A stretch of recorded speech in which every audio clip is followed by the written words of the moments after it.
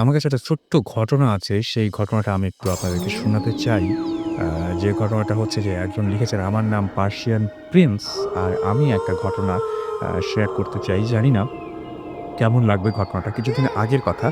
আমি উত্তরা থেকে প্রতিদিনের মতো ভার্সিটির উদ্দেশ্যে আ আমি আ আ নাব আচ্ছা তিনি হচ্ছে নাবিস্কোতে আসেন এবং প্রভাতী বনশ্রী বাসে একটা বাসে তিনি ওঠেন এবং সেই বাসে তিনি বলছেন যে, "আমিও অনেক কষ্ট করে দাঁড়িয়ে যাচ্ছি।" এমন সময় আমার চোখ বাসের ভেতরে লুকিং গ্লাসে পড়ে। দেখলাম যে আচ্ছা আমি ঘটনাটা একটু বুঝিয়ে বলি যে তিনি আসলে বাসে করে অনেক ভিড়ের মধ্যে দিয়ে যাচ্ছিলেন। একটা বাসে করে এবং অনেকের সাথে তিনিও বেশ গালাগালি ভিড়ের মধ্যে দাঁড়িয়ে আছেন এবং নিশ্চয়ই ওই সময় আমাদের যেটা হয় আরকি আমাদের চোখ খোঁজে নিজের বসার মতো একটা সিট। এবং তিনিও চোখ দিয়ে সেই সিটই খুঁজছিলেন এবং তিনি দেখলেন যে ৪ নাম্বার রোতে একটা সিট খালি আছে। পাশের সিটে একজন মহিলা বসে আছে। ভাবলাম সিটটা মহিলার আ মালামাল আছে। আর তা না হলে অন্য কেউ সিটে বসে আছে আ তাই লক্ষ্য করলাম না। এবং তিনি বলছেন যে বনানী যখন গেলাম তখন অনেক লোক নেমে গেল। এমন অবস্থায় দাঁড়ানো লোক কম। ৩ জন দাঁড়িয়ে আছে। আমি একটু পেছনের দিকে গেলাম এবং ৩ নাম্বার রোতে ৩ নাম্বার রোর কাছে গেলাম। দাঁড়িয়ে আছি। তখন চোখ পড়ে ৪ নাম্বার রোর দিকে। দেখি দেওয়ালের পাশে একজন বুড়ো লোক বসে আছে। মহিলা আ আচ্ছা মনে করলাম বুড়ো লোকটা দাঁড়িয়ে ছিল বলে হয়তো মহিলা উনার মালামাল নিচে নামিয়ে রেখে লোকটিকে বসবার জায়গা করে দিয়েছে। কিন্তু এর পরেই তিনি যখন আবারও গ্লাসের দিকে তাকালেন, তখন দেখলেন যে মহিলা একা বসে আছে।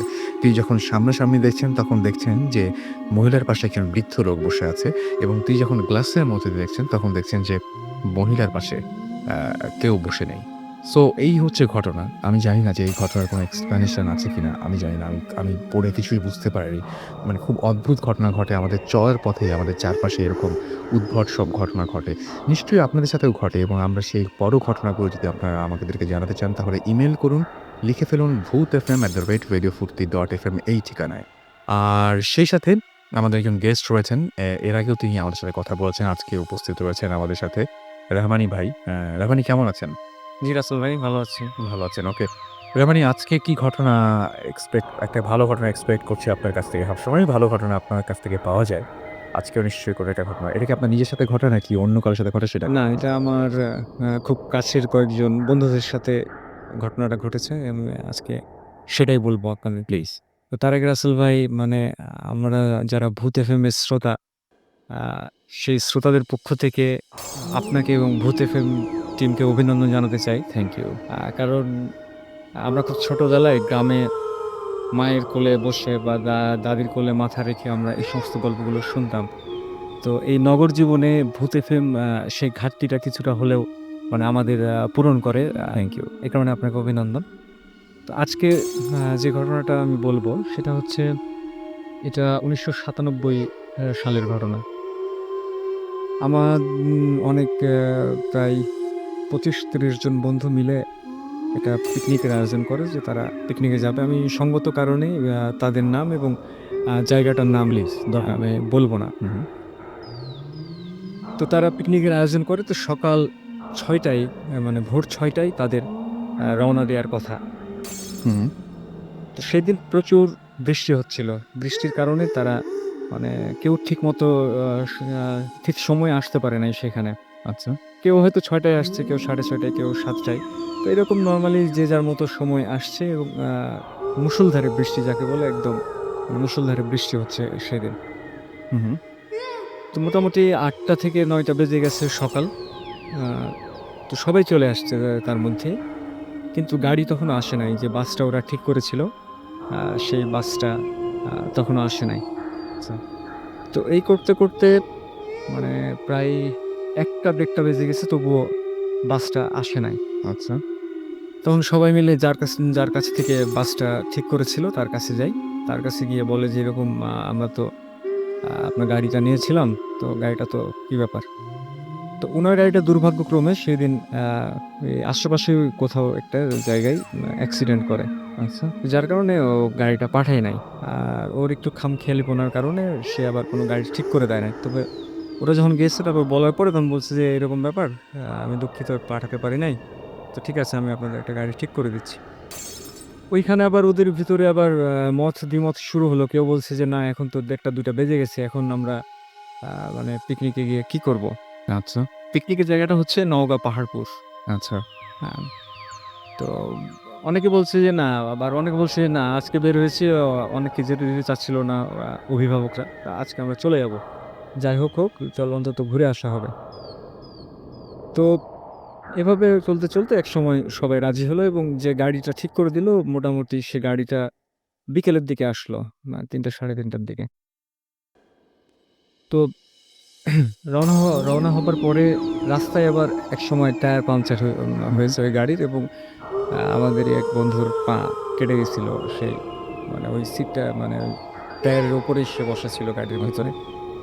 তো এভাবে করতে গাড়িটা মানে অনেক দেরি করে প্রায় বৃষ্টি কিন্তু তখনও হচ্ছে এবং মানে ওই সময়টা পুরো বাংলাদেশে যে কিছুদিন আগে যেরকম বৃষ্টি হলো মানে ঐরকম পুরো বাংলাদেশে বৃষ্টিটা হচ্ছিল।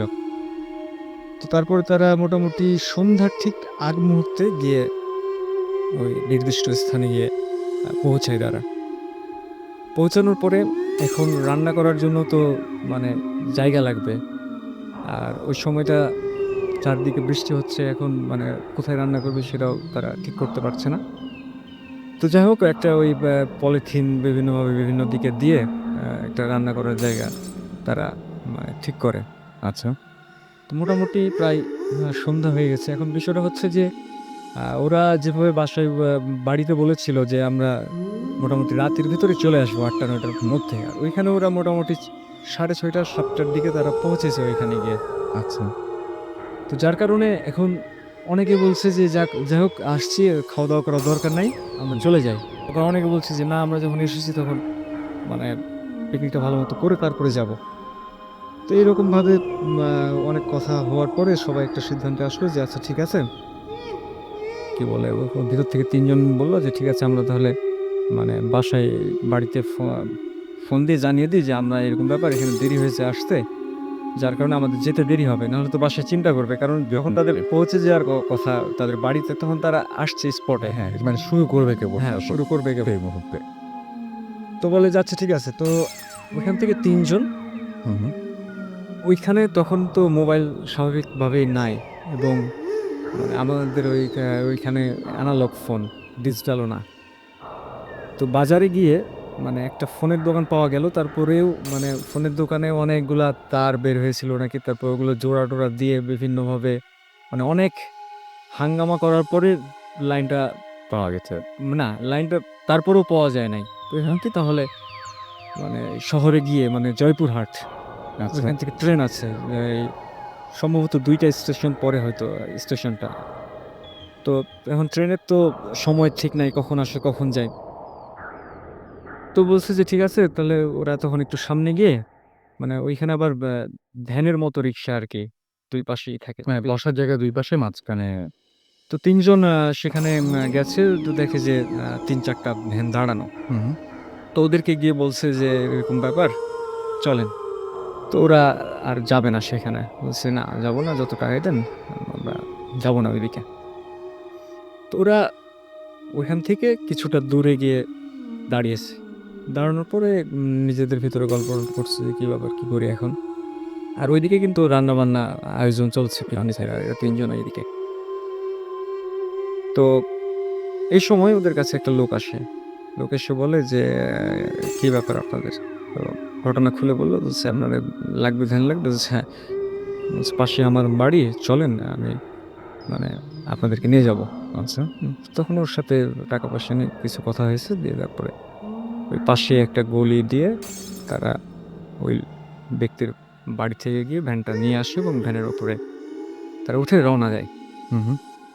রওনা দিতে ওই ভ্যানওয়ালাই নাকি তাদের বলছে যে, আ "জায়গাটা ভালো না।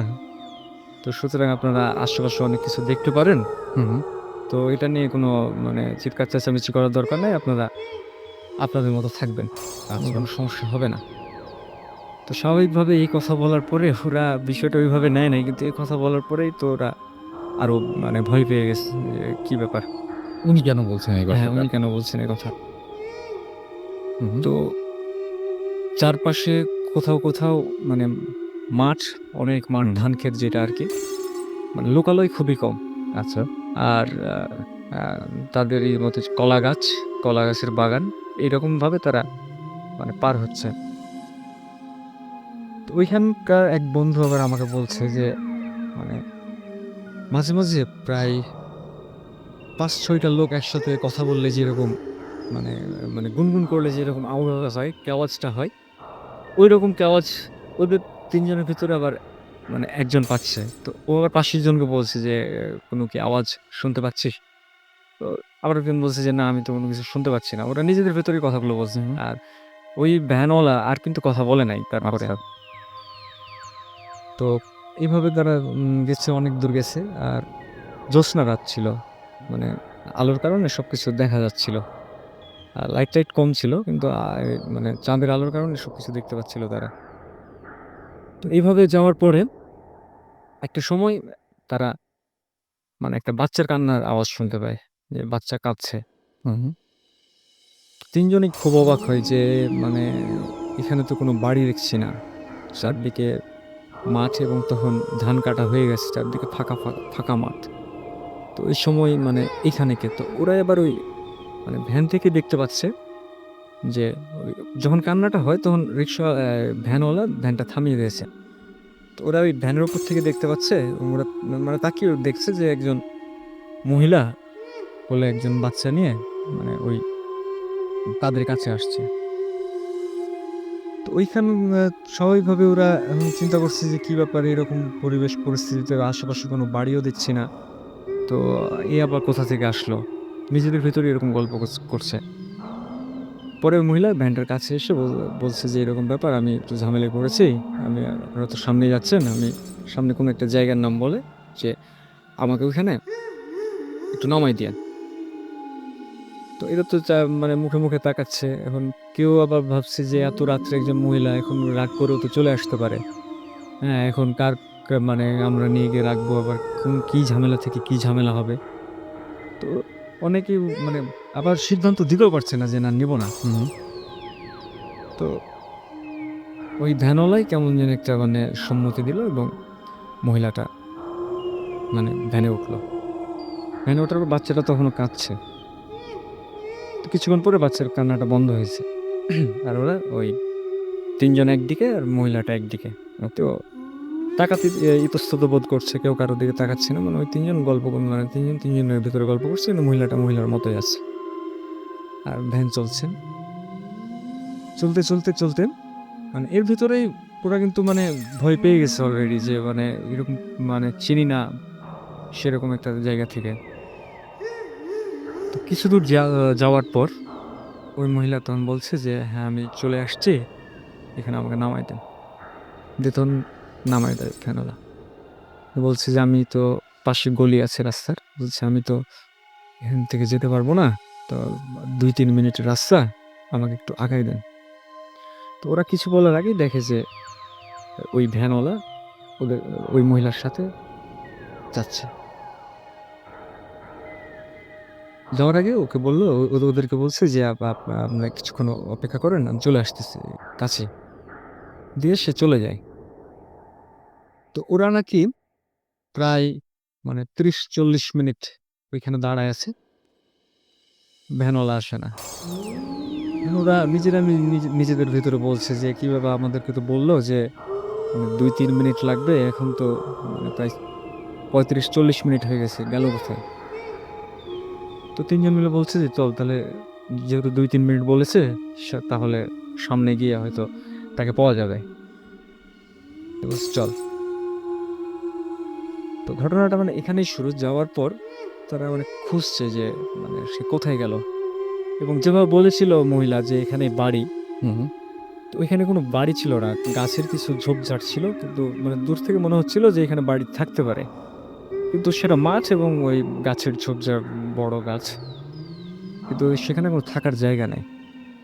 তো ওরা অবাক হয় যে মানে এরকম তো হওয়ার কথা না। তাহলে মানে দুজনে গেল কোথায়? কিছুক্ষণ পরে ওদের ভেতর থেকে একজন লক্ষ্য করে যে মানে ২ জনেই একদিকে মুখ করে বসে আছে। বসে থাকার পর একজন লক্ষ্য করে তখন ওদের ২ জনকে দেখায়। ওরা ২ জন দেখার পরে মানে বিষয়টা তারা বুঝতে পারছিল, যেহেতু চাঁদের আলো ছিল, বোঝা যাচ্ছিল আর মাঠের ভেতরে। তো বিষয়টা হয়েছে এরকম যে ২ জন বসে আছে এবং তারা দেখছে যে ওই ২ জন মিলে ওই বাচ্চাটাকে খাচ্ছে। আচ্ছা। ওরা ২ জন এই ঘটনাটা দেখছে। ওরা ৩ জন এই ঘটনাটা দেখছে। দেখার পরে ওদের ভেতর থেকে আবার একজন বলছে যে এরকম ব্যাপার, এখন তো ঘটনা ঘটে গেছে। এখন যদি আমরা ভয় পাই তাহলে এখান থেকে বের হওয়াটাই আমাদের জন্য কষ্টকর হয়ে যাবে। হুম। সুতরাং চল আমরা মানে যা দেখেছি না দেখার একটা করে আমরা চলে যাই। এখন ওরা কিন্তু খেয়াল করে নাই যারা মানে ওই মহিলা এবং ওই ভ্যানওয়ালা। এরা তখন ওই দৃশ্য দেখে মানে মেইন রাস্তায় উঠে দৌড়াতে লেগেছে। কতক্ষণ মানে বেশ কিছুক্ষণ দৌড়ানোর পরে তারা একটা মসজিদে গিয়ে মসজিদের সম্ভবত খাদেম ওকে ঘুম থেকে উঠিয়ে মানে পুরা ব্যাপারটা বলেছে যে এইরকম ব্যাপার। ওদের ভেতর একজন কিন্তু প্রায় মানে এরকম ভয়ে অসুস্থ হয়ে পড়ছে। আর অসুস্থ হওয়ারই কথা। খাদেমকে সমস্ত ঘটনা খুলে বলে যে এই বিষয়ে এই ঘটনা। তখন খাদেমও তো অবাক যে বাবা তোমরা মানে এত রাত্রে এই পথে কেন? হ্যাঁ, এখানে তো সচরাচর কেউ আসতে চায় না। তোমরা এত রাত্রে তখন বলল যে চাচা এরকম ব্যাপার আমরা তো জানি না। এই ঝামেলায় পড়েছি যার কারণে আমরা মানে এখানে আসছিলাম। পরে ওই ব্যক্তি বা এই মানে মসজিদের ওই খাদেম প্রায় ৪-৫ জনকে আবার ঘুম থেকে উঠিয়ে ওদেরকে মানে পিকনিক স্পটে রেখে আসার ব্যবস্থা করে এবং তারপরে ওইখানে ওই অবস্থায় গিয়ে সব ঘটনা-টটনা খুলে বলে। তারপরে ওরা আর মানে ওইখানে আর দেরি করে নাই, চলে আসছে। তো এই ছিল ঘটনা। বুঝতেই পারছি এবং ঘটনাটা যথেষ্ট ভয়ংকর এবং এরকম যদি কারো চোখের সামনে ঘটে, তাহলে আমার কাছে এই জিনিসটা মনে হয় মাঝে, মাঝে যে সত্যিই যদি এত কিছুই ঘটে মানে এই সমস্ত প্যারানরমাল ব্যাপারগুলো মানুষকে মানে কেন যেন মানে কোনো একটা শক্তি তারা তাদের সেই তাদের সেই এক্টিভিটিস গুলো কেন যেন মানুষকে দেখাতে চায়। আর সেজন্য ঘটনাগুলো ঘটে। এই যে খাওয়া একটা একটা মহিলা এবং একজন ভ্যানওয়ালা তারা মিলে একটা বাচ্চাকে খাচ্ছিল। এটা হয়তো তাদেরকে না দেখালে এমন কোনো ক্ষতি ছিল না। তারপরেও তাদেরকে দেখতে হয়েছে বা তারা দেখেছে। আচ্ছা যাই হোক, আমরা আরেকটা ঘটনায় যাবো। আর ইন দ্য মিন টাইম আপনারা এসএমএস করতে পারেন। আমরা নেক্সট ঘটনায় যাই। আপনার নামটা একটু বলবেন সবাইকে। হ্যাঁ, প্লিজ। দেশে এবং দেশের বাইরে যারা ভূত এফএম শুনছেন, সবাইকে জানাচ্ছি শুভেচ্ছা এবং আজকে ভূত এফএমের ১ বছর পূর্তি উপলক্ষে এই জন্মদিনে আমাকে আ আনার জন্য ভূত টিমকে সহ ভূত এফএমের সবাইকে, সর্বোপরি রাসেল ভাইকে অনেক, অনেক ধন্যবাদ। আ আমি রাজু, রাজশাহী ইউনিভার্সিটি ছাত্র ছিলাম। আমার বাড়ি বাগেরহাট। তো ঘটনাগুলা আমি যে ঘটনাগুলো বলবো বাগেরহাটেরই ঘটনা। আর আমি সুন্দরবন নিয়ে ঘটনাটা একটু শুনতে চাই। আচ্ছা, আচ্ছা। হ্যাঁ, আমি ওটা বলছি। মানে আমরা বিভিন্ন জায়গায় ঘটনা শোনাচ্ছি। আমরা চট্টগ্রামের ঘটনা শোনাচ্ছি, আমরা রাজশাহীর ঘটনা শোনাচ্ছি। আমরা বিভিন্ন জায়গাতে বিভিন্ন ঘটনা ঘটেছে, সেই ঘটনাগুলো আমরা শুনতে পেরেছি। বাট এখনো আমরা সুন্দরবন নিয়ে কোনো ঘটনা এই পর্যন্ত শুনি নাই। সো আমরা এখন শুনি। আচ্ছা, ধন্যবাদ আপনাকে। সুন্দরবন আমার উম দাদির আব্বা, অর্থাৎ আমার আব্বার নানা। হুম, আ উনি নাম হচ্ছে তসিরউদ্দিন। আচ্ছা, তো অ্যা এটা অনেক আগের ঘটনা। আমার দাদি মারা গেছে ২০০২ সালে। তো দাদি যখন ছোট ছিলেন, দাদির ছোটবেলার ঘটনা। অর্থাৎ তার বাবা যখন বেঁচে ছিলেন।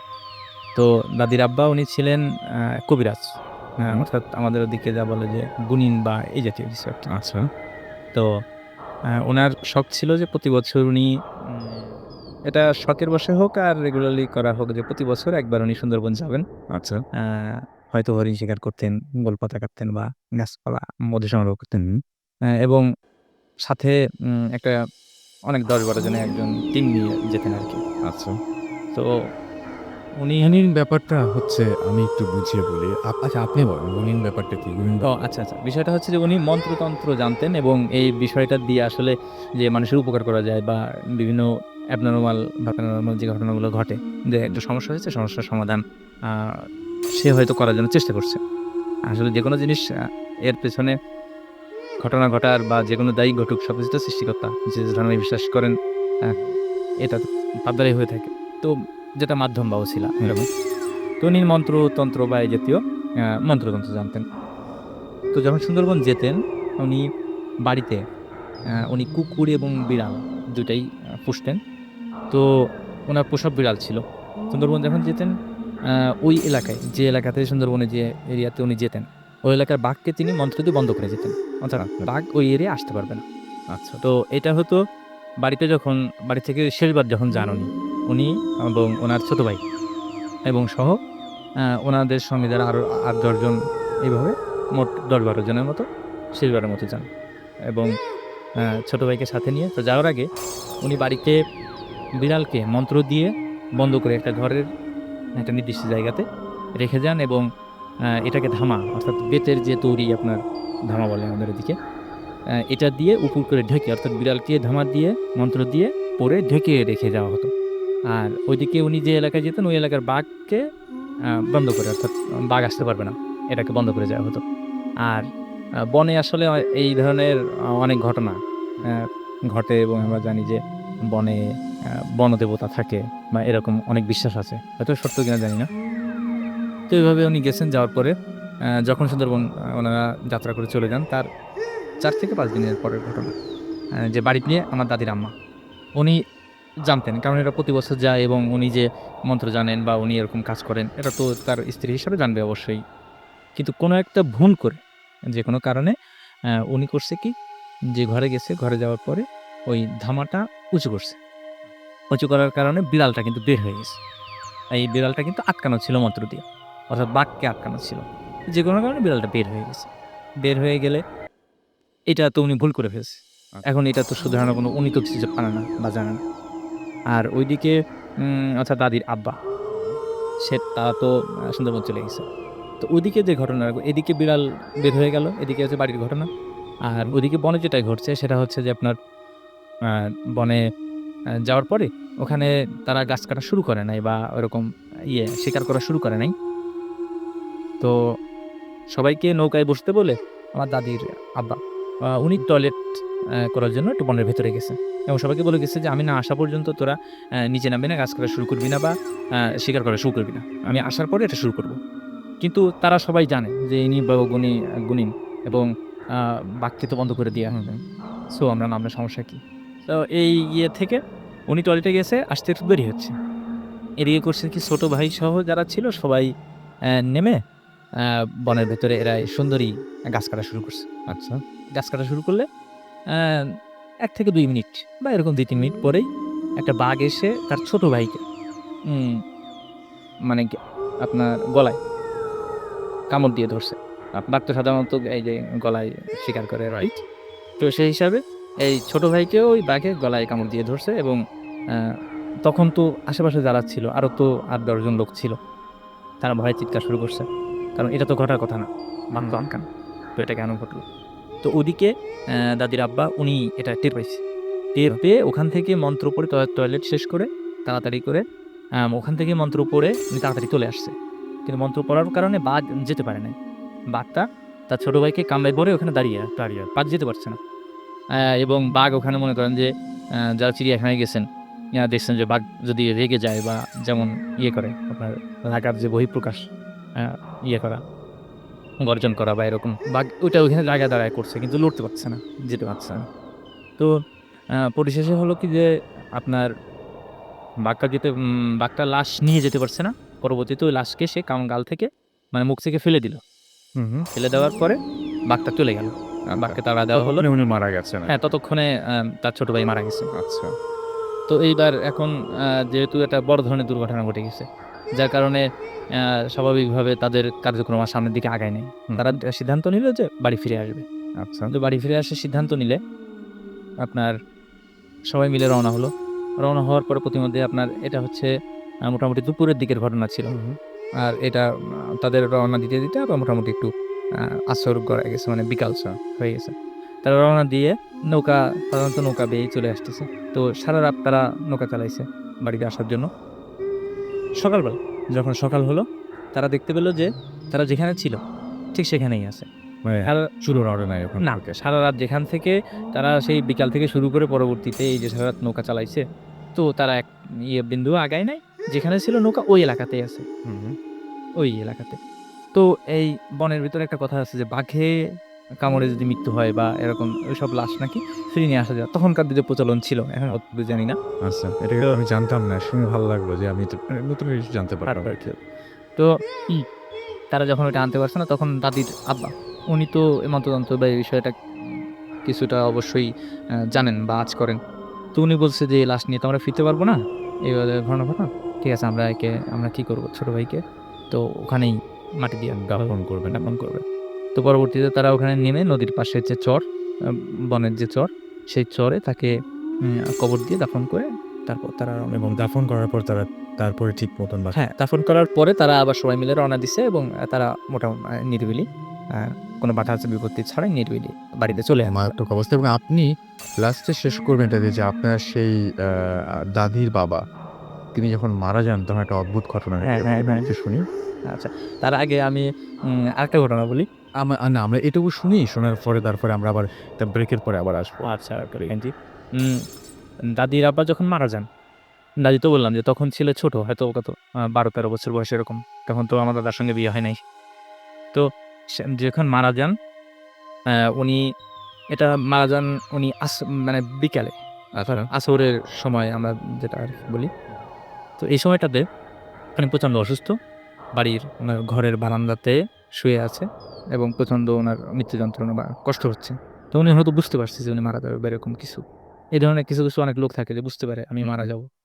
হয়তো কতটুকু সত্যি জানি না। তো উনার ভেতরে এরকম একটা বোধ আসছে যে প্রচণ্ড যন্ত্রণা হচ্ছে, আমি হয়তো মারা যেতে পারি বা এরকম কিছু। উনি উনার স্ত্রীকে অর্থাৎ আমার দাদির আম্মাকে বলল যে তখন কিন্তু দাদি সহ তার বাড়িতে তার ভাইয়ের বউ বা বাড়ির আত্মীয়স্বজন সবাই আছে আচ্ছা। বাড়িতে। তো তাকে বলল যে আপনার আ ইয়া দাদি আম্মাকে বলল যে পুকুরের দক্ষিণ পাশ থেকে হুম। পুকুরের দক্ষিণ পাশ থেকে পানি নিয়ে আসো এবং কাঁসার বাটিতে করে। আচ্ছা। কাঁসার বাটি পরিষ্কার করে ধুয়ে সেটাতে ১ বাটি পানি নিয়ে আসো। তো তার কথা মতো দাদির আম্মা সেটা করলো যে কাঁসার বাটি ধুয়ে ১ বাটি পানি পুকুরের দক্ষিণ হুম। পাড় থেকে ঘাট থেকে নিয়ে আসলো। আচ্ছা। তো এনে তার পাশে তিনি তো শুয়ে আছেন, তার মাথার পাশে বাটিটা রাখলো। রাখার পর উনি ইয়ে করলো, তার যত মন্ত্র উনি জানতেন বা এরকম উনি পড়া শুরু করলো। পড়ে একেকটা পড়ে একেকটা বাটিতে ফু দিতে লাগলো। তো প্রতিমধ্যে যে ঘটনাটা ঘটলো যখন ওই মন্ত্র পড়ে উনি ফু দেওয়া শুরু করলো, তখন শুধুমাত্র এই দাদিদের বাড়ি যেটা এরিয়া ছিল, শুধুমাত্র তাদের বাড়ির বাউন্ডারিতে প্রচণ্ডভাবে ঝড় শুরু হলো এবং আকাশ মেঘলা হয়ে গেল। অথচ এই বাড়ির পাশে অন্য যারা ছিল, আশেপাশের কোনো বাড়িতে বা আশেপাশে কিন্তু ঝড় হচ্ছিল না। পরিবেশ কোথাও কোনো সমস্যা নেই। কোথাও কোনো সমস্যা ছিল না, খুব স্বাভাবিক ছিল। তো তখন কি হলো? এই বাড়িতে প্রচণ্ড ঝড় শুরু হলো এবং ঝড়ে আপনার কিছু গাছপালা ডালপালা ভেঙে গেল। এত ঝড় হইল। এভাবে উনি মন্ত্র পড়তেছে আর পানিতে ফু দিচ্ছে। আর ওইদিকে কি হচ্ছে? ঝড় হচ্ছে আপনার আচ্ছা। প্রচণ্ড পরিমাণে। তো এক পর্যায়ে কিছুক্ষণ পরে উনার মন্ত্র পড়া শেষ, পানিতে ফু দেওয়া শেষ, মন্ত্র পড়ে উনি আস্তে মৃত্যুর কোলে ঢলে পড়ল, অর্থাৎ মারা গেল। তখন দেখা গেল যে উনি যখন মারা গেল তার কিছুক্ষণ পরে আপনার যে বাড়িতে ঝড় হচ্ছিল প্রচণ্ড পরিমাণ, সেগুলো সব সে ঝড়গুলো থেমে গেল। ওকে। সো এই ছিল ঘটনা এবং আরো কিছু ঘটনা আছে সেই ঘটনা নিয়ে আমরা একটু পরে ফিরে আসবো। আমাদের আরো একজন গেস্ট রয়েছেন, ডবল ইমপ্যাক্ট এখন আমাদের সাথে নতুন জয়েন করেছেন। তাদের সাথে আমরা পরিচিত হব। আপনাদের পরিচয় দিতে বলবেন প্লিজ। All listeners, আমি Rohan, Dhaka residential model college থেকে। ওকে, আর আপনি? আমরা ভাইয়ারা রশিদ বলতে হবে। হ্যালো লিসনার্স, আমি আবরার কাইয়াদ রশিদ। আমি সাইনাল স্কুলের ক্লাস 11 এর একজন স্টুডেন্ট। ওকে। সো আপনি দুজনেরই কিছু ঘটনা আছে, রাইট? সো প্রথমে কোন ঘটনা দিয়ে শুরু করবো? আপনি যেটা আমাকে বলেছিলেন আরকি ইনফ্যাক্ট সেটা দিয়ে শুরু করি। ঘটনাটা ঘটেছিল আমার এক ফ্রেন্ডের কাছ থেকে আমার শোনা ঘটনাটা। সো ঘটনাটা আমরা যখন শুনি তখন আমরা অতটা বিলিভ করিনি ঘটনাটা। কিন্তু যখন আমাদের ঘটনাটা শোনার পর অনেক কিউরিওসিটি হয় এবং আমরা সবাই প্ল্যান করি যে ঘটনাটা যার সাথে ঘটেছিল আমরা তার কাছ থেকেই ঘটনাটা শোনা উচিত। সো একটা সামার ভ্যাকেশনে আমি আমার কয়েকটা ফ্রেন্ড মিলে শুনতে যাই তার কাছে। তিনি ছিলেন আমার ওই বন্ধুরই দাদা, যার সাথে ঘটনাটা ঘটেছিল তার কাছে আমরা জানি। তার বাসা ছিল ময়মনসিংহ জেলার ফুলপুর থানার একটা গ্রামে। সো ঘটনাটা এরকম যে তারা যে গ্রামে থাকতেন সেই গ্রামে একটা খুব খারাপ লোক থাকতো। এই গ্রামে সব ধরনের অপকর্মে লোকটা জড়িত ছিল। গ্রামে সেইসব কারণে একসময় অপকর্ম করার সময় সে লোকটা ধরা পড়েছিল। ধরা পড়ার ফলে গ্রাম থেকে তাকে একবার বের করে দেওয়া হয়। আচ্ছা। গ্রাম থেকে বের করে দেওয়া হওয়ার পরে কিন্তু বের করে যখন দেওয়া হয় সেই দিনই এই লোকটা মারা যায়। আচ্ছা। এই লোকটা মারা যাওয়ার পরে সবাই তার লাশ দাফন করতে চায়নি কেউই। কারণ লোকটা খুব খারাপ ছিল এবং কিন্তু আমার যে বন্ধুর দাদা ছিলেন তার বাবা ছিলেন ওই গ্রামের একজন পীর। সো তিনি খুব ভালো মানুষ ছিলেন এবং তার তত্ত্বাবধানে কিছু লোক সেই লাশটা দাফন করে। কিন্তু এই কাজটার অনেকেই বিরোধিতা করে এবং সবচেয়ে বেশি বিরোধিতা যিনি করেন তিনি ছিলেন আমার বন্ধুরই দাদা আচ্ছা। এবং আরও ২ জন লোক। তো দাদা বলেছিলেন যে লাশটা কোথাও দূরে কোথাও ফেলে দেওয়া হোক বা লাশটা পুড়ানো হোক। কিন্তু সেটা তারা রাজি হয় রাজি হয়নি। সো এরপর থেকেই ঘটনা সব শুরু করে যে লোকটা মারা যাওয়ার কয়দিন পর থেকেই ফার্স্টে যে ঘটনাটা শুরু হয় সেটা আমার ফ্রেন্ড তার দাদার ওই ৩ জন যে লোক ছিলেন ৩ জনের একজনের সাথে। আচ্ছা। তো কি হয়, সে লোকটা মারা যাওয়ার পর ২ দিন পর থেকে গ্রামে কিছু অদ্ভুত ঘটনা শুরু হয়।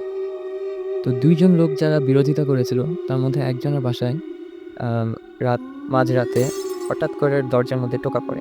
হ্যাঁ। তো লোকটা ঘুম থেকে উঠে দরজা খুলে যা দেখে, তার এই দৃশ্য দেখে সে মানে অতিমাত্রায় ভয় পেয়ে অজ্ঞান হয়ে পড়ে। সে যা দেখে বর্ণনা দেয় তা হচ্ছে গিয়ে এরকম যে একজন লোক সাদা কাফনে কাপড় পরা, তার মুখ থেকে জিহ্বা বের হয়ে গলার প্যাচ দিয়ে পিছে দিয়ে ঘুরে এসে তার নাকে পেরেক দিয়ে গাঁথা। ক্যাপরাক দিয়ে দাও। নাকে পেরেক দিয়ে গাঁথা। আচ্ছা। এটি ও গ্রামের সভা জানে এই ঘটনা? এভাবে সবাই জানে।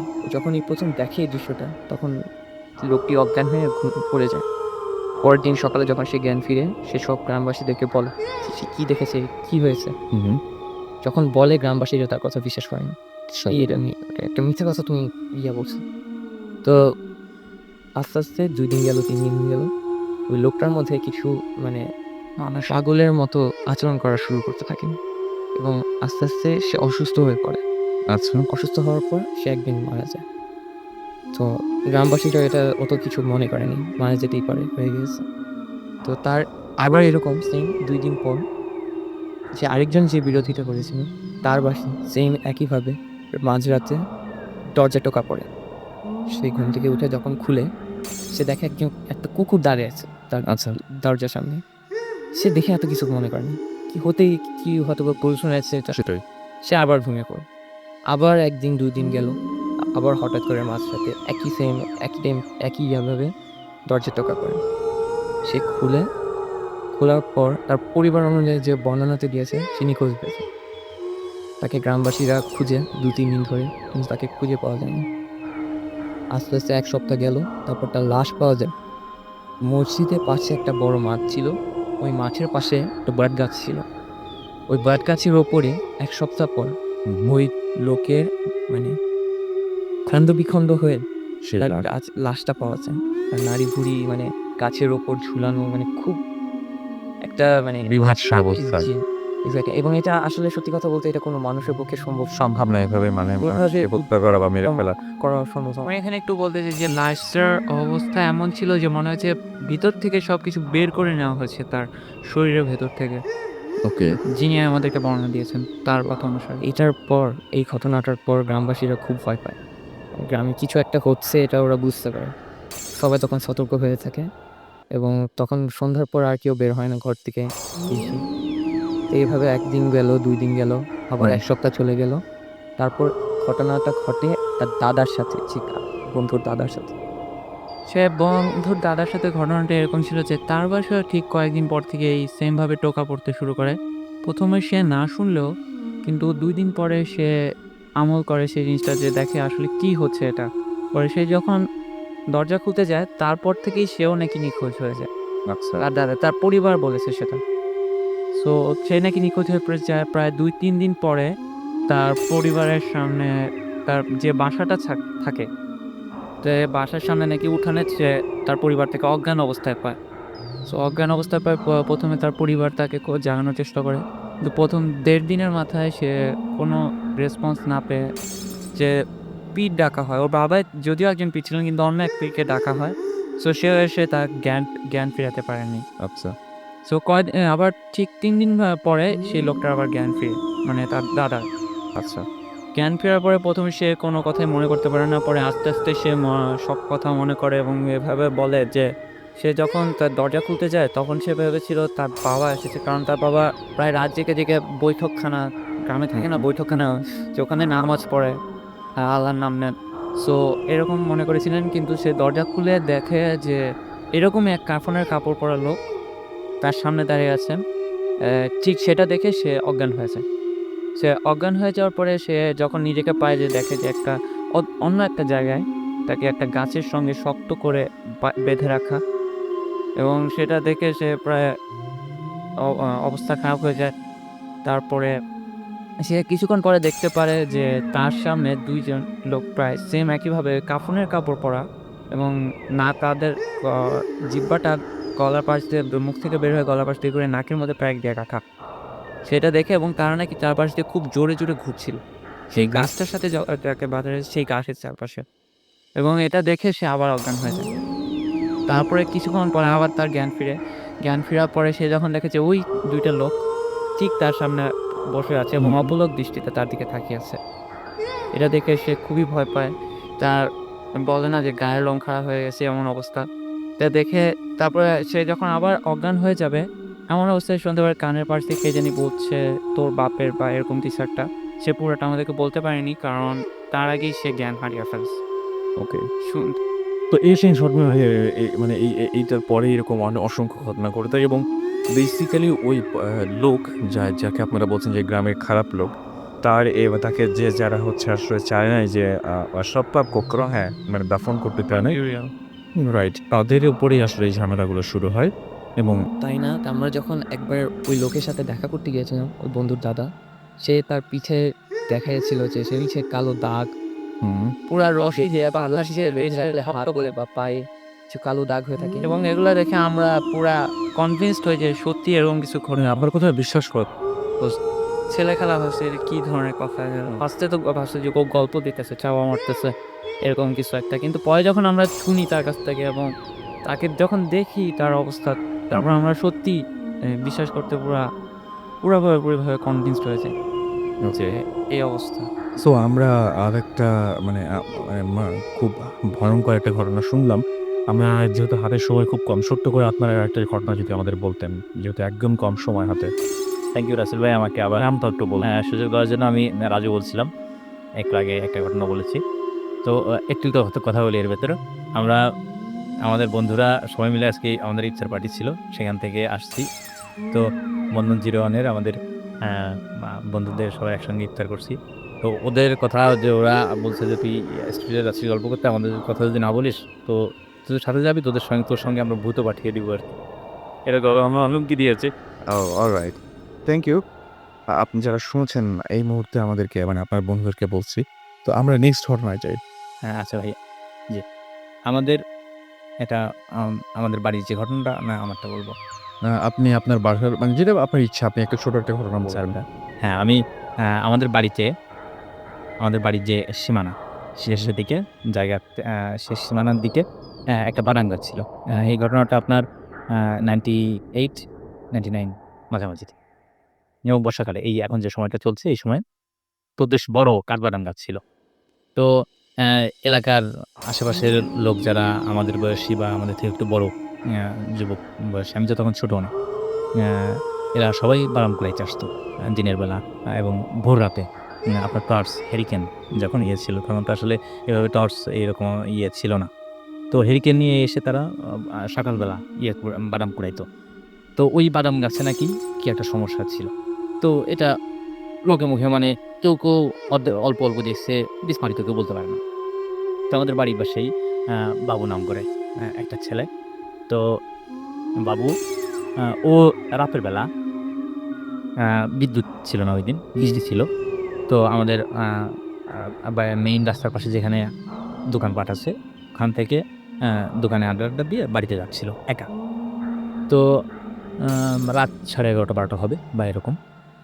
আর গ্রামের দিকে যখন বিদ্যুৎ না থাকলে যখন যা অবস্থা হয় ওই যে বৃষ্টির জন্য, ঝড় বৃষ্টির জন্য বিশ্বাসকামী একটা অবস্থা, খুব একটা ভয়ঙ্কর পরিস্থিতি ছিল। তো ও যখন যাচ্ছে তখন ওই বাইন গাছের নিচে এসে স্বাভাবিকভাবে তো ও বাদাম কুড়াইতো। তো রাতের বেলা ওর কাছে কোনো টর্চ বা কোনো আলো ছিল না, অন্ধকারে আস্তে আস্তে গান গাইতে গাইতে যাচ্ছে। তো যেতে লাগলো, হঠাৎ করে বাদাম গাছের দিকে চোখ পড়ে। তো বাদাম গাছের যে চোখ পড়ে ও দেখে যে লাল শাড়ি পরা খুব সুন্দরী একটা, মানে নতুন বউ, ধরেন আজকে যদি বিয়ে হয় কোনো মেয়ের, তো তার সাজগোজ যেমন হয় আর কি, লাল শাড়ি পরে খুব সেজেগুজে একটা মেয়ে বসে আছে এবং পাতলা স্যান্ডেল পায়ে দিয়ে। ও দেখতে পাচ্ছে যে বাদাম গাছের পারে মেয়েটা বসে আছে, বসে পা নাচাচ্ছে এবং ও যখন নিচে থেকে যাচ্ছে, তো ওর চোখ যখন পড়ছে ওই মেয়েটার দিকে, তো লাল বউ আরকি। তো ওকে দেখে ওকে ডাকছে যে, "বাবু এদিকে আয়।" তো এরকম জোরে ডাকলে ও ওইটা দেখে ভয় পেয়েছে। কারণ এখানে কিছু একটা আছে এরকম শুনতো কিন্তু ওইটা দেখেও আর নিজেকে সামলাইতে পারেনি যে একটা মেয়ে মানুষ বা নতুন বউ সে গাছের উপরে বসে আছে তাও আবার রাতে। আশেপাশে কিছু নাই। ওইটা দেখে ভয় পেয়ে এক দৌড়ে বাড়িতে চলে গেছে। বাড়িতে চলে যেয়েই বাড়িতে ওর ঘরের কাছে পৌঁছে হ্যাঁটে হয়ে গেছে। তো ঘরের কাছে পৌঁছে তো তখন তো মানে চিৎকার করতে গেছে। তো স্বাভাবিকভাবে ওর বাবা-মা আশেপাশের যারা ঘরের ইয়ে ছিল, চাচা-চাচীরা বের হয়ে আসছে। বের হয়ে এসে ওকে ইয়ে করছে, তুলে জ্ঞান ফেরানোর চেষ্টা করছে। তো রাতে আর ওইভাবে জ্ঞান ফেরে নাই। পরবর্তীতে জ্ঞান ফিরছে এবং ওর জ্বর হয়, প্রচুর জ্বর হয়। জ্বর ৬-৭ দিন জ্বর ছিল। তো এই সময় আমাদের ওখানে যারা একটু ভালো নামাজ পড়তো হুজুর, তাদেরকে এনে ওকে ঝাড়ফুঁক করানো হলো, পরা পানি খাওয়ানো এবং ডাক্তার ট্রিটমেন্টও করা হলো। তো ওর জ্বর সেরে গেল, ভালো হয়ে গেল। কিন্তু ওই যেদিন ভয় পেয়েছিল, ওই ভয় পাওয়ার পর থেকে ওর মুখের নিচের অংশটা মুখটা একটু বাঁকা হয়ে যায়। ওই ভয়টা পেয়ে। ভয় পেয়ে মুখ বাঁকা হয়ে যায় এবং এখন পর্যন্ত আজও ওর মুখটা বাঁকা আছে এবং সে কিন্তু বিয়ে করছে, তার ছেলে-মেয়ে হয়েছে, অনেক বড় হয়েছে। কিন্তু সেই ঘটনার পর থেকে ওর মুখ বাঁকা এবং এখনো বাঁকা আছে। ওই যে আমরা বলি যে রাঙা বউ দেখছিল আরকি। ওইটা দেখে ভয় পায়। তো এটা আরকি। তো এখনো পর্যন্ত সেইটা ঠিক হয়নি। না, এখনো পর্যন্ত ওটা ঠিক হয়নি। ওই অবস্থাতেই আছে। আচ্ছা, আপনি আমাকে ছোট্ট করে যে কোবানা ঘটনাটা একটু বলবেন ছোট্ট করে? আ আচ্ছা। আ এটা হচ্ছে আসলে আমার একটা খালাতো বোনের উপরে ওকে জিনের আসর করছিল। তো জিনের আসর বলতে খারাপ জিন।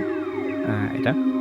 তো আসলে আমি যেটা যতটুকু বুঝছিলাম, আমি যতটুকু আমার জি তো আসলে বদনালে কিছু নাই। জিন জাস্তি জিন না ভালো জিন? এটাই হচ্ছে মূল বিষয় যে আমরা মানুষ, আমাদের ভেতরে ভালো খারাপ আছে। আর জিনের ভেতরে ভালো খারাপ আছে। তো খারাপ জিনগুলা কি করে? মানুষদেরকে বিভিন্নভাবে ভয় দেখায় বা অনেক কিছু করার চেষ্টা করে আরকি। সেটা একেকজন আমাদের ভেতরে তো খারাপ মানুষের ওরকম আছে। ঠিক ওদের ভেতরেও তাই। তো এরা খারাপ একটা জিনই আমার খালাতো বোনের উপর আসর করছে। তো এটাকে কোনোভাবে টানানো যাচ্ছিল না।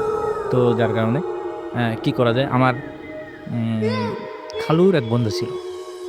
উনি নামাজ কালাম পড়েন এবং ভালো মোটামুটি টাইম থেকে আমল ভালো করে। আমল ভালো এবং উনি ইয়ে করেন আপনার যে এসব কাজ-টাজ করেন আরকি। যে জিন-টিন আ তাড়ানো বা এই ধরনের তাদবির দিয়ে থাকেন এগুলো।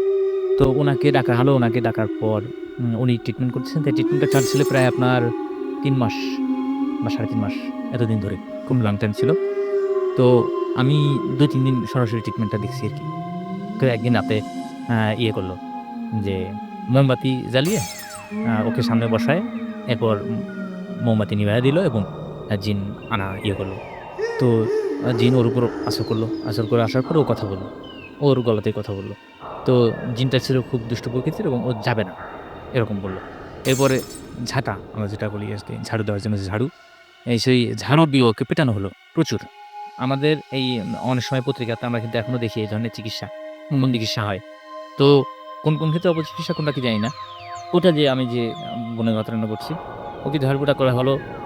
ও তারপর অজ্ঞান হয়ে গেল। কিন্তু এরপরে যখন অজ্ঞান হইরে আসলো প্রায় ঘন্টা ১.৫ পরে, তখন কিন্তু সুস্থ। মানে ওকে যে পেটানো হইছে, ওর গায়ে কোনো দাগ নাই বা মানে কোনো ব্যথা হয়, ব্যথা নাই, এরকম কিছু হয় নাই। আচ্ছা এইভাবে গেল।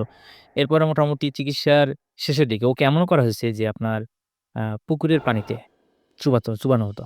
অর্থাৎ একটানা মনে করেন যে ২ ঘন্টা ৩ ঘন্টা পানিতে চুবাইতো। এই যে পানির নিচে ডুব দিয়ে রাখতো। অনেকক্ষণ পরে যখন নিঃশ্বাস বন্ধ হয়ে যায় আবারও খেত। এভাবে করে কিন্তু পরবর্তীতে কিছু হইতো না। তাৎক্ষণিকভাবে যখন করতো তখন খুব খারাপ লাগতো ওদের দেখে। মোটামুটি শেষের দিকে যে ঘটনা যে নতুন যে কোদাল আমরা ইয়ে বলি, মানে সেই চিকিৎসার শেষ অংশে আরকি। এটাকে অনেকেই যারা শুনছেন কিভাবে নিবেন জানি না।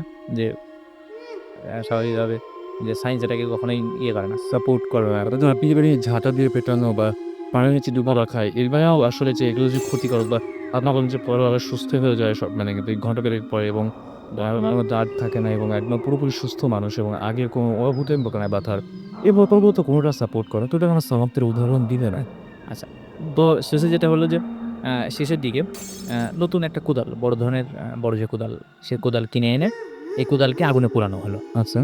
এটা আমার চোখের সামনে মানে আমি বললাম তো ৩-৪ দিন আমি নিজে চিকিৎসাটা দেখেছি। আচ্ছা। তো আগুনে কোদালটা পোড়ানো হলো। পোড়ানোর পরে এটা যখন কামারের দোকানে আগুনে পোড়াইলে লাল হয়ে যায় একেবারে টুনটুন, পুরা লাল। সে লাল রং যখন ধারণ করছে তখন আপনার দস্তা যে পাটের যে বস্তাগুলা আগের দিনের চাউলের বস্তাগুলো যে পাওয়া যায় ওই ওরকম বস্তা মুড়িয়ে যে এই যে চিকিৎসক যে ছিল আর কি আমার খালুর বন্ধু, উনি এটাতে ওই এক পাশ অর্থাৎ কোদালের এক পাশকে ধরে ওই খালাতো বোনের মাজায় আপনার পেছনের দিকে কাপড়টা উঠিয়ে মাঝামাঝি সেঁকা দিয়েছে, ওই পিঠের একটু নিচের দিকে আর কি ওখানে সেঁকা দিয়েছে, অর্থাৎ ওই গরম কোদাল ওই লাল সহ তাকে চেপে ধরা হয়েছে।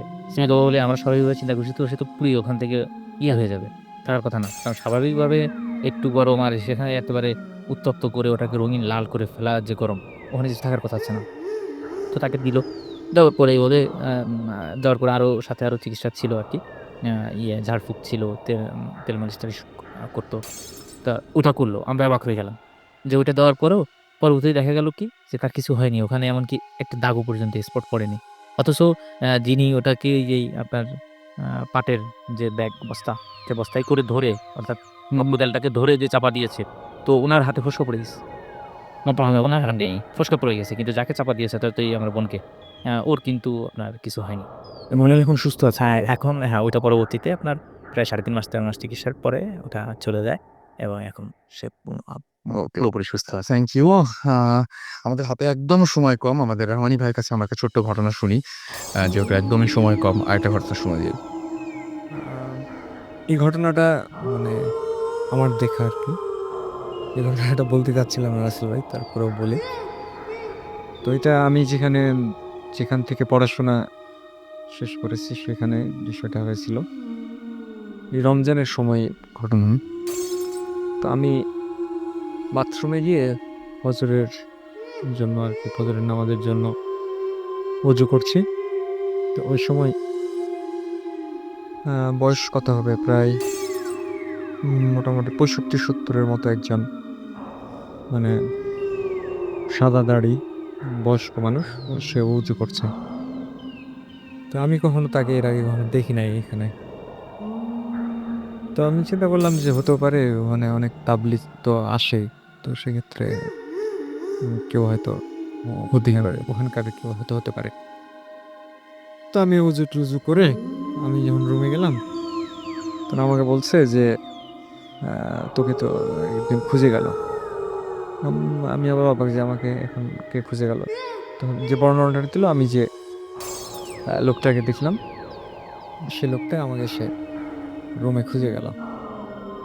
তো এটা আবার মানে আমার কাছে অবাক লাগলো, আবার মানে বুঝলাম না যে আসলে ঘটনাটা কি হলো।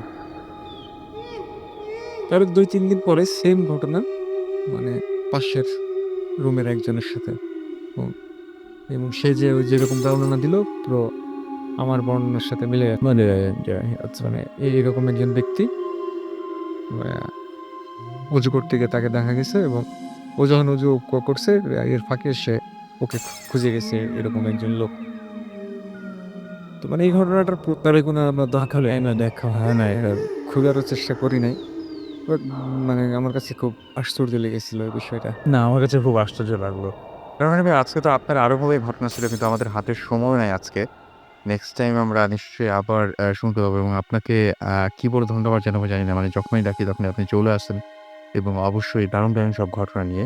এবং যারা এয়ারতেও বসে আছেন স্টুডিওতে এবং আমাদের সাথে সংরক্ষণ ধন্যবাদ জানাচ্ছি। আজকে আসলে সময় নাই আজকে। শুধুমাত্র একটা কথা বলবেন, সপ্তাহ পর একটা কথা বলবেন যে আপনারা, আমি ছোট করে তারা পুরা যেহেতু আছে বলে দিই, যে আপনারা দুজন যারা এসছেন তারা রাস্তা পাড়ি দিতে যেতে কোনো একটা রাতের বেলা দুজন মিলে একসঙ্গে বেরিয়েছিলেন এবং একটা অদ্ভুত বড় দেখেছিলেন। বর্ণনা দেবেন, শুধুমাত্র সেই বর্ণনাটা দিবেন যে কি দেখেছিলেন রাস্তায় অনেক রাতে। ঘটনাটি ঘটেছিল 3 মাস আগে। ঘটনাটা বলার সময় নাই। আচ্ছা ঠিক আছে, বলি। যা দেখেছিলাম তা হচ্ছে গিয়ে মানে একটা বুড়ো মানুষ 80 to 90 ইয়ার্স ওল্ড যেরকম থাকে, তার চিকিৎসা আগে তো বলেন জ্যাকেট অনেক এটা মোহাম্মদপুরের ঢাকার এয়ার স্কুলের ঠিক পাশে বিহারিং ক্যাম্পে ওইখানে। তো একটা 80 to 90 ইয়ার ওল্ড যেরকম একজন বুড়ো মানুষ কুকড়ো হয়ে যখন বসে থাকে, তার গায়ে কোনো মাংস নাই, শুধু চামড়া, একদম হাড্ডি, এক্স্যাক্টলি ওরকম একটা মানুষ বসেছিল ময়লার স্তূপের পাশে। ইদানিং ঘাট ছিল, এটা যত জানি। প্রথমে এটা আমাদের কাছে তেমন কিছু মনে হয়নি, কিন্তু যখন সে তাকায় আমাদের দিকে তখন দেখি তার মাথা 4 থেকে 5 গুণ নর্মাল মানুষের চেয়ে বড়।